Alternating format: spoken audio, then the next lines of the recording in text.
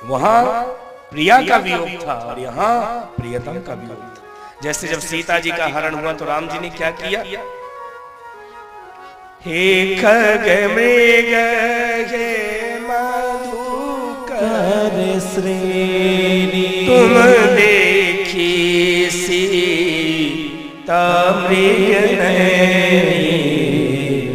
हे खग मृग हे मधुकर श्रेणी तुम देखी सीता मृग नयनी। जैसे राम जी हे खग मृग हे मधुकर श्रेणी, राम जी पक्षियों से पूछते हैं मेरी जानकी को देखा है क्या? वृक्षों से पूछते हैं राम जी मेरी सीता को देखा है क्या? जानवरों से पूछते हैं मेरी भार्या को देखा है क्या?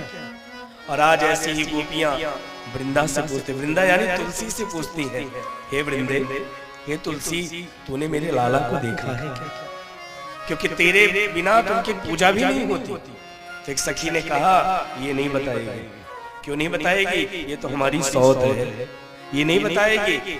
यमुना के पास गई और यमुना से जाकर कहती यमुने तू तो कालिंदी है, तू तो भगवान की पट रानी है, तूने मेरे लाला को देखा है क्या?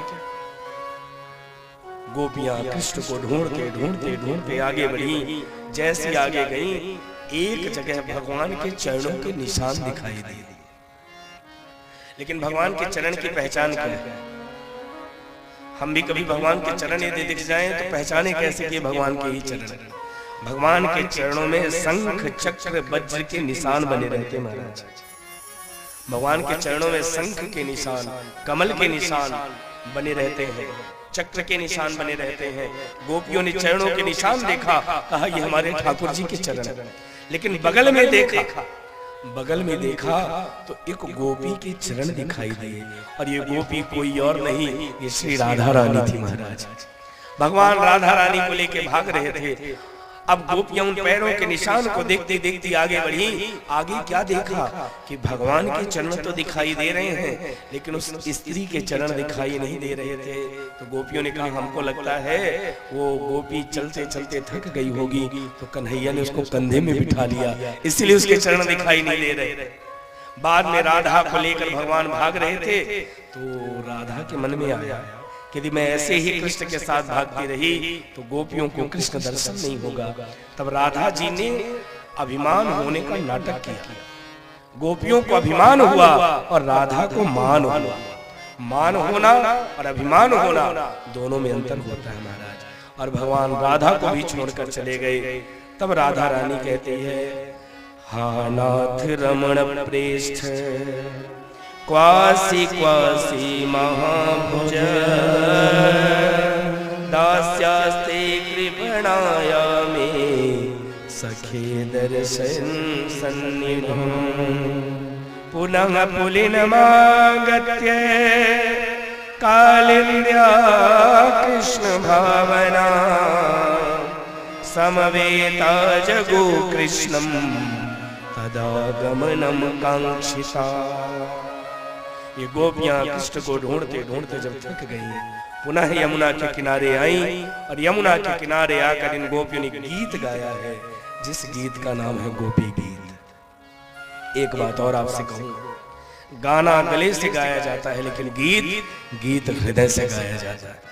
और जो व्यक्ति नित्य गोपी गीत का पाठ करता है, आप भी सुन लीजिए, ये गोपी गीत के 19 श्लोक जो गोपी गीत का नित्य पाठ करते हैं उनके जीवन में एक ना एक बार बिहारी जी का दर्शन अवश्य होता है। और एक बात, जो गोपी गीत का पाठ करते हैं उनको कभी दिल का दौरा नहीं पड़ता। इसलिए हार्ट अटैक से बचना हो तो गोपी गीत का पाठ करो।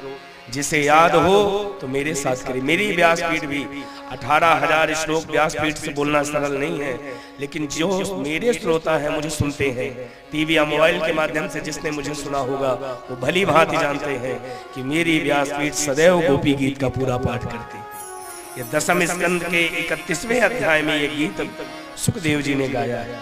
जिसको याद हो साथ में गाइए और ना याद हो तो जिसको जेब में लेकर 24 घंटे घूमते उसकी मदद लो।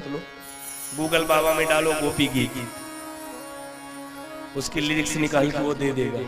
तो जिसको याद हो तो साथ में गाइए और ना याद हो तो मोबाइल की मदद ले लीजिए और यदि नहीं भी गाना चाहते तो मैं सबसे प्रार्थना करूं कि जब तक गोपी गीत का पाठ हो आपस में बात भी नहीं करिएगा और कोई उठिएगा भी नहीं। जैसे गोपियों ने कृष्ण को पाने के लिए इस गीत को गाया है, आइए हम भी कृष्ण की याद में इस गीत को गाएं।